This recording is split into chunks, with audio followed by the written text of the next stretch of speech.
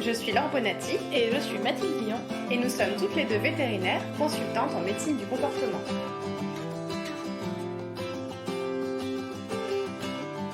Bienvenue sur Vétologie, le premier podcast francophone consacré à l'éthologie vétérinaire. Aujourd'hui, nous avions envie d'évoquer un sujet qui nous tient vraiment à cœur à toutes les deux, celui de l'évaluation de l'état de bien-être du cheval monté. Ce qu'on va essayer de vous transmettre dans cet épisode, c'est le fruit d'un travail bibliographique et des stages que j'ai réalisés au cours de la formation que Mathilde et moi, on a suivi ces 2 dernières années. En fait, dans le cadre de cette formation, j'ai préparé un mémoire sur le thème de l'évaluation du bien-être du cheval monté qui m'a permis de valider le diplôme. Donc, c'est un CEAV d'éthologie clinique et appliquée qu'on a donc validé à la fin de l'année 2021.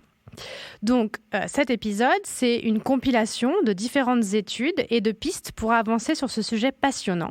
Mais j'insiste sur le fait qu'il s'agit d'un travail en cours qui mériterait un vrai travail de recherche scientifique qui pourra, je l'espère, être mené dans les années à venir. Voilà, fin de cette longue introduction, entrons dans le vif du sujet. Pour commencer, Mathilde, je pense qu'il faut qu'on définisse ce qu'est le bien-être d'un animal.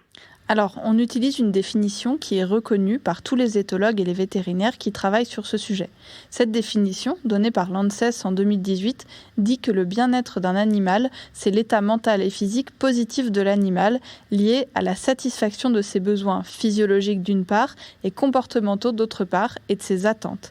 Cet état varie en fonction de la perception de la situation par l'animal. Donc, les 2 points à retenir de cette définition, c'est premièrement que le bien-être, ce n'est pas juste l'absence de mal-être, mais bien un état mental et physique positif, et que le bien-être, ça dépend de chaque individu, de ce qui est important pour lui, de ce qui le motive, de ce qu'il attend et de la façon dont il perçoit son environnement, donc de son état émotionnel. Tout à fait. Et donc, 2 chevaux, dans la même situation, ne percevront pas les choses de la même façon et ne s'y adapteront peut-être pas pareil. C'est pas parce qu'un animal parvient à s'adapter à certaines conditions de vie et de travail qu'un autre y arrivera forcément. Ok, donc maintenant qu'on s'est mis d'accord sur la base de ce que c'est que le bien-être, il nous reste encore le plus difficile à faire, réussir à l'évaluer, et ce de manière scientifique, fiable et répétable. Pour y parvenir, on va utiliser ce qu'on appelle des indicateurs de bien-être.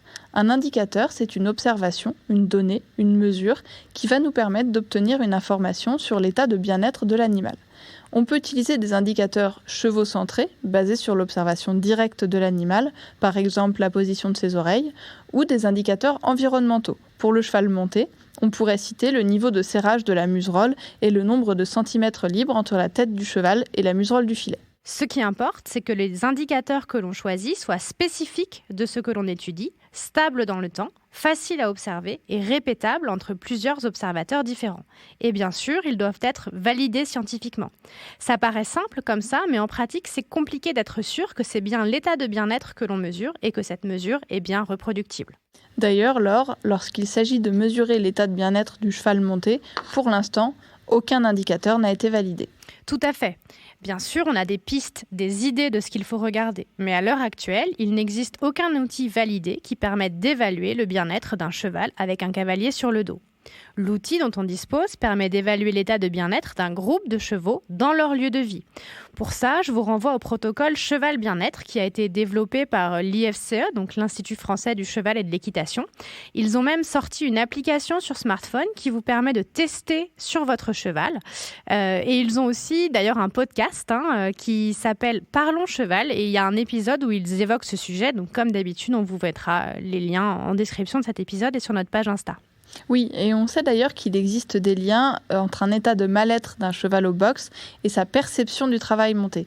Ainsi, une chercheuse, Alice Ruet, a montré dans une publication vraiment passionnante qu'un état de mal-être au box est associé à une modification des comportements au travail, avec un cheval qui va se montrer rétif ou présenter des comportements de défense, mais également dans certains cas à une modification de la locomotion du cheval lorsqu'il est monté. Et ces 4 comportements révélateurs d'un état de mal-être au box, c'est l'agressivité envers l'humain, les stéréotypies. Donc les stéréotypies, on en a déjà parlé, c'est ce qu'on appelle en langage courant les tics. Donc les chevaux, ils font des tics à la pluie, des tics à l'ours, mais parfois également des jeux de langue assez stéréotypés.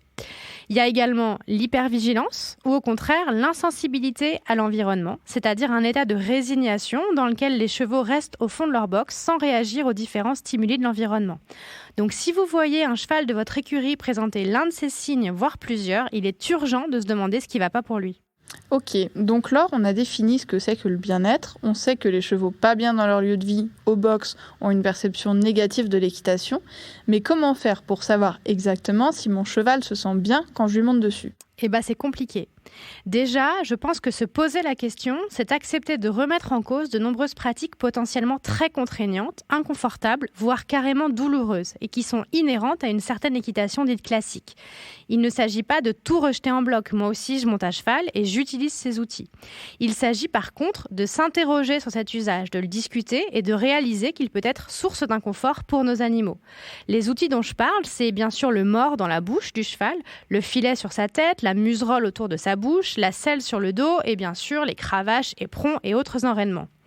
Tout ce matériel applique des contraintes physiques sur le cheval et je pense qu'en tant que cavalier, il ne faut pas les banaliser. Ma mère me rappelait récemment que quand j'étais beaucoup plus jeune, pendant mes années en centre équestre, je l'avais assuré que ce n'était rien d'avoir un mors dans la bouche, c'est-à-dire un morceau de métal qui appuie sur des endroits hypersensibles de la bouche. J'avais bien sûr répété ce qu'on m'avait enseigné. Aujourd'hui, je suis convaincue du contraire et je suis convaincue que certains mors sont de véritables engins de torture. En fait, un des messages clés que j'aimerais faire passer aujourd'hui dans cet épisode, c'est que de nombreux chevaux ont mal lorsqu'ils sont montés, notamment parce que le matériel utilisé n'est pas adapté et que cette douleur n'est pas identifiée par les cavaliers ni par les moniteurs. Oui, avant de pouvoir parler de bien-être du cheval monté, il faudrait d'abord s'assurer de l'absence de mal-être et donc déjà de l'absence de douleur physique. Et ça, on sait le faire. En tout cas, on a des outils à notre disposition pour le faire. Exactement. En fait, les chevaux expriment beaucoup de choses grâce à leur comportement, grâce à leur mimique faciale, à la façon dont ils se déplacent pendant le travail. Ces signaux sont subtils, bien sûr, mais personne ne les enseigne aux cavaliers. Les cavaliers ne savent pas ce qu'ils veulent dire, et ça, c'est bien dommage. Impossible ici de vous détailler les publications sur le sujet et c'est pas l'objet du podcast. Si vous avez envie de creuser le sujet, vous retrouverez les principaux articles auxquels on fait référence dans le texte de description de l'épisode comme d'habitude. Mais en gros, les signaux qui devraient attirer l'attention des cavaliers et des moniteurs et qui passent à l'heure actuelle trop souvent inaperçus sont la crispation des muscles de la tête autour de la bouche et des yeux, l'ouverture de la bouche et la langue qui sort, la position des oreilles orientées vers l'arrière et les fouillements de la queue. Bon Mathilde, pour pouvoir voir l'ouverture de la bouche, il faudrait aussi que les cavaliers arrêtent de serrer à fond la muserolle ou pire le noseband pour justement empêcher les chevaux d'ouvrir la bouche pendant le travail. Mais c'est sûr que si déjà on regardait ces signaux-là, on pourrait détecter des chevaux qui disent que ça ne va pas et qui ne sont pas écoutés. Et tout l'intérêt serait justement de pouvoir détecter les premiers signaux d'inconfort avant que le cheval ne se mette à boiter fort ou qu'il ne comprenne que sa seule solution pour échapper à une contrainte physique ou mentale trop intense est de présenter des comportements conflictuels au travail, potentiellement dangereux pour le cavalier comme des ruades. Tout à fait.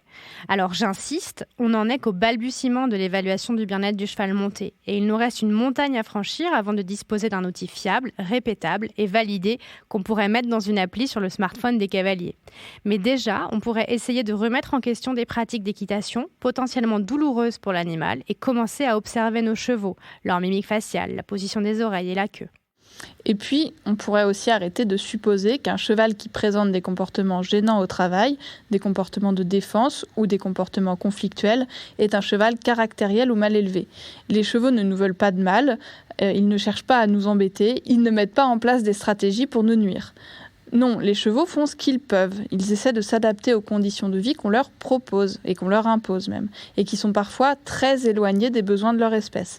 Et ils essaient de comprendre ce qu'on leur demande, tout en cherchant, et c'est bien normal, à ne pas avoir mal.